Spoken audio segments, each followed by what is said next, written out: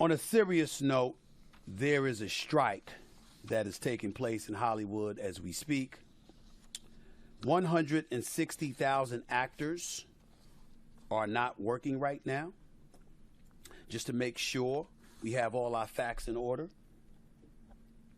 The deadline between the Screen Actors Guild and the Alliance of Motion Picture and Television Producers, SAG-AFTRA, and the WGA to be exact, to secure a new contract passed on July 12th with no agreement. All actors and actresses, of course, are now on strike. The ripple effects were immediately felt, with actors Cillian Murphy, Emily Blunt, and Florence Pugh leaving the red carpet of their summer blockbuster film Oppenheimer to prepare for the picket line. The work stoppage, along with the ongoing screenwriters' strike with the Writers Guild of America, will effectively grind television and film productions across the world to a halt. Now, for the first time in over 6 decades, Hollywood is facing simultaneous strikes by the 2 unions that represent actors and screenwriters, leading to enormous ramifications for the state of Hollywood. Not that it's a state, but you know what I'm saying. SAG represents about 160 actors, broadcast journalists, announcers, hosts, stunt performers, and other media professionals. Of the 65,000 SAG members who cast a ballot, about 98% voted to authorize union leaders to call for a strike if no deal was reached by the July 12 deadline. The SAG members are fighting for better pay and working conditions as they face a labor landscape transformed by streaming and threats by artificial intelligence. Due to the streaming services, actors are facing declining residuals and wages that haven't kept up with inflation. They can no longer rely on royalty payments that are contingent on the amount of a show's reruns. Concerns over the unregulated use of AI, that's artificial intelligence, which may produce an actor's likeness or performance, has also been a point of contention. Fran Drescher, president of SAG-AFTRA, said in a statement the studio management's offer was insulting and disrespectful. That's what she said. During the strike, SAG-AFTRA members cannot do the following.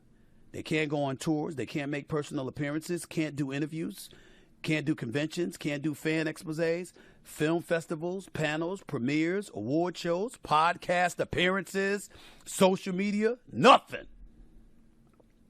It's affecting everyone. Now there are concerns that with actors joining the writers on strike, the shutdowns will stretch through the summer and perhaps even persist through the end of the year. With both actors and writers walking offset, every companies will likely be forced to shut down production on their ongoing and future projects. That means everyone who works on a show or film, wardrobe, makeup, electricians, gophers, set dressers, craft services, transportation, etc. The economic repercussions for everyone, not just actors, that makes a living in entertainment will be affected. This is serious business. Let me say this. Doesn't affect my show on ESPN, but I support the writers. I support the unions in this regard.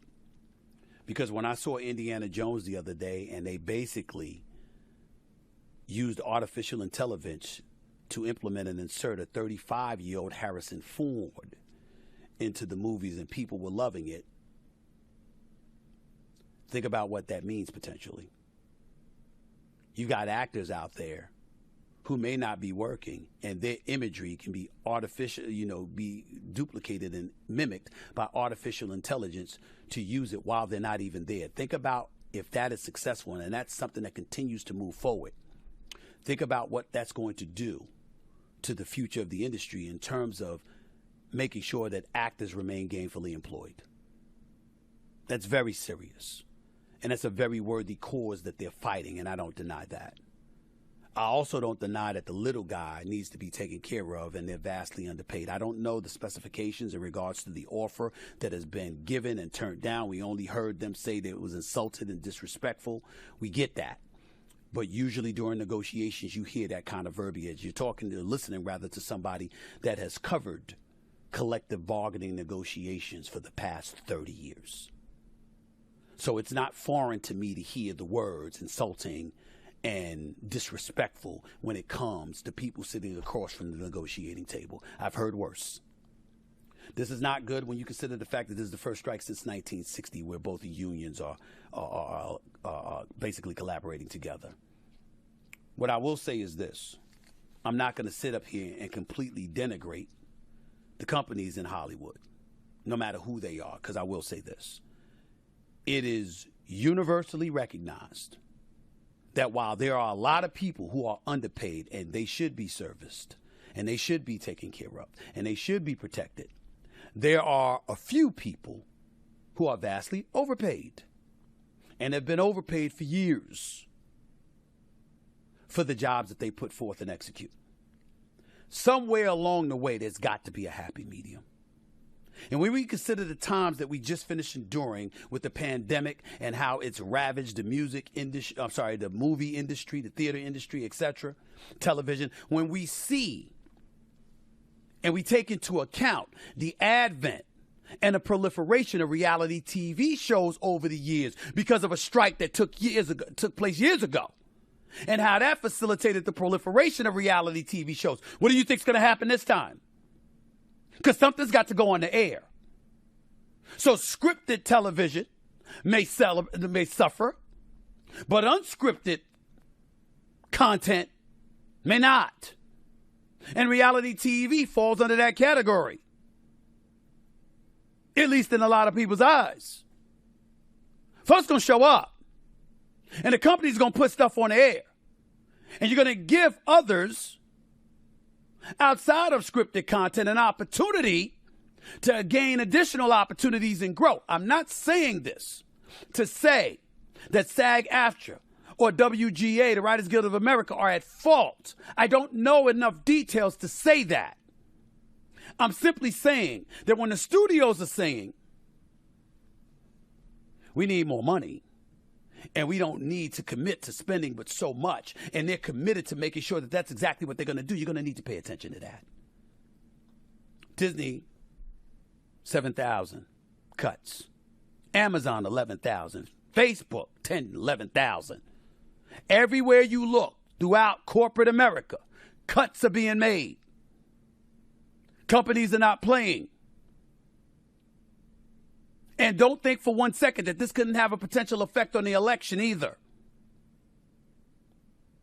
Because when you have companies that are talking about losing money, and you have people that are on strike, and you have businesses depleting their funds or running low on it, you're going to think about who's in the White House next time as well. And that's going to determine who you're going to pick to some degree. You got to pay attention to all of that and recognize the ripple effect and understand that at some point in time, you got to get back to the negotiating table and do business. You got to negotiate. You got to keep things churning. Because if it stops and it goes in a different direction and it turns out to be profitable, AI ain't going to be your only problem. What will also be your problem is reality TV. That's just the reality of the situation. There is no way around it.